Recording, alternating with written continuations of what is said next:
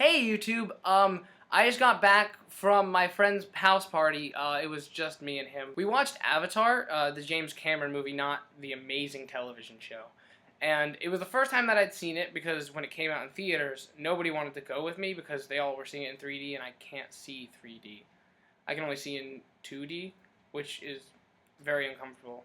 If I had to rate it, I'd only give it 3 Star Wars out of 6 because they're on this alien planet called Pandora, which looks like this.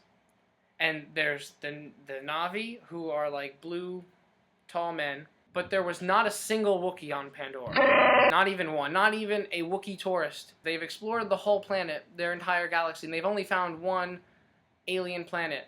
In Star Wars, I can't even remember how many alien planets there were. I count at least 13 off the top of my head. James Cameron is a hack. I don't know if any of you have seen Avatar, but the plot is that this guy in a wheelchair can be not in a wheelchair by being an alien. And so he does that for the military.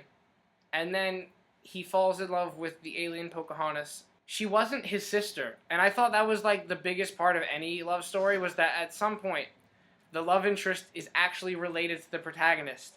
And then the protagonist is alone. James Cameron has 2 more movies to fix these. These could be his Attack of the Clones and Revenge of the Sith. He has a chance to make a trilogy almost as good as the new Star Wars trilogy. Not a single trilogy has matched it. There was a close competitor with Jaws. Jaws almost was able to match the new trilogy, but there were no lightsabers in Jaws, and I was waiting, because I was told that there would be. Not true. Don't see Jaws if you want to see lightsabers. If you want to see sharks without lightsabers, Jaws is your movie. Half of this planet is water. We don't see a single shark.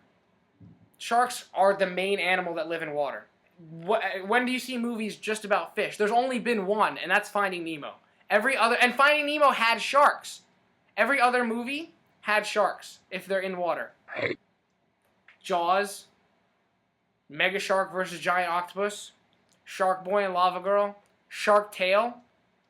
That movie had a shark. At least 1, no more than 5. Avatar had 0 sharks. For every shark that was in Avatar, there was also a Wookiee, which is 0.